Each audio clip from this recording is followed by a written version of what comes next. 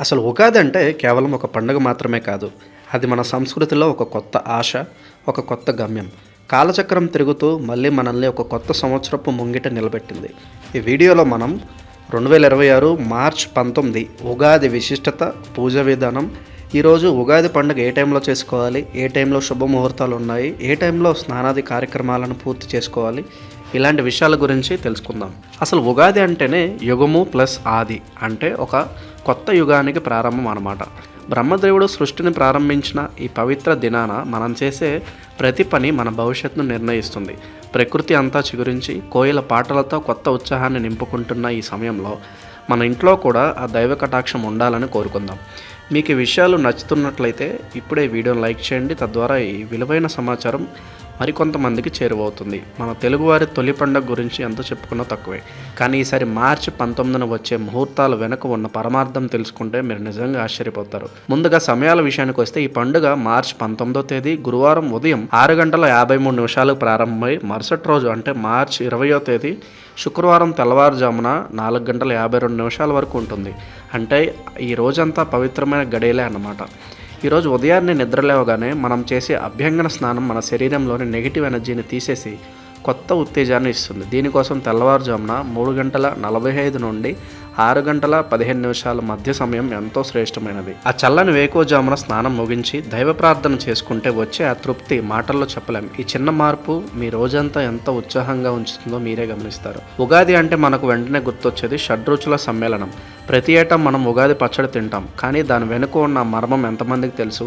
జీవితం అంటే కేవలం తీపి మాత్రమే కాదు, కష్ట, సుఖం, కోపం, భయం, ఇలా అన్నింటి కలయిక. ఈ 6 రుచుల సమ్మేళనం మనకు నేర్పేది ఒకటే: ఏ పరిస్థితి ఎదురైనా కుంగిపోకుండా స్థితప్రజ్ఞతతో స్వీకరించాలని. ఆ వేప పువ్వులోని చేదు మన కష్టాలను గుర్తు చేస్తే, బెల్లం యొక్క తీపి మన విజయాలను సూచిస్తుంది. ఈ పచ్చడిని మొదటి ప్రసాదంగా తీసుకోవడం ద్వారా రాబోయే ఏడాదిలో ఎలాంటి సవాళ్ళనైనా ఎదుర్కొనే ధైర్యం మనకు లభిస్తుంది. ఈ పచ్చడిని ప్రసాదంగా స్వీకరించడానికి మార్చి 19 ఉదయం 6:50 నుండి మధ్యాహ్నం 12:15 వరకు మంచి సమయం ఉంది. జీవితం అంటేనే అన్నింటినీ సమానంగా స్వీకరించడం అని ఈ పచ్చడి మనకు గుర్తు చేస్తుంది. కొత్త బట్టలు ధరించడానికి ఉదయం 6:40 నుండి 8:15 లోపు సమయం చాలా బాగుంది. ఇక పూజ విషయానికి వస్తే ఏ పని ప్రారంభించినా ఆ దేవుడి ఆశీస్సులు ఉంటేనే అది విజయవంతం అవుతుంది. ఈ ఏడాది ఉగాది పూజ ముహూర్తం ఉదయం 7 గంటల నుండి 10:30 వరకు ఉంది. ఈ సమయంలో మన ఇష్టదైవాన్ని కొలుచుకుని పంచాంగ శ్రవణం వింటే రాబోయే ఏడాది మన రాశిఫలాలు ఎలా ఉన్నాయో తెలుస్తుంది. కాలం ఎప్పుడూ ఒకేలా ఉండదు, కానీ దాన్ని ఎదుర్కొనే ధైర్యాన్ని మనకి పూజ ఇస్తుంది. భక్తి అనేది భయం కోసం కాదు, మనలోని ఆత్మవిశ్వాసాన్ని పెంచుకోవడానికి. ఆ దైవంపై నమ్మకంతో ముందడుగు వేస్తే ఈ సంవత్సరం మీకు అద్భుతమైన ఫలితాలు ఇస్తుంది.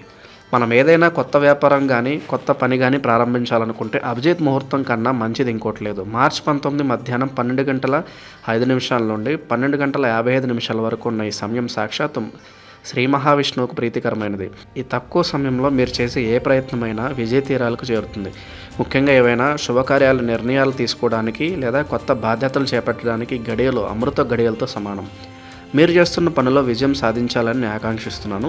ఈ సమాచారం మీకు ఉపయోగకరంగా అనిపిస్తే తప్పకుండా లైక్ చేయండి. ఉగాది రోజున మనం పాత చేదు జ్ఞాపకాలను వదిలేసి కొత్త ఆశలతో జీవితాన్ని రీస్టార్ట్ చేయాలి. ప్రకృతి మారుతుంది, కాలం మారుతుంది, మరి మనం కూడా మన ఆలోచనలు మార్చుకొని ముందుకు సాగాలి కదా. పచ్చని తోరణాలు, ముగ్గులతో కలకల్లాడే మన ఇల్లు, ఆ పచ్చడి రుచి, అమ్మ చేసే పిండి వంటలు, ఇవన్నీ మనకు ఒక ఎమోషన్.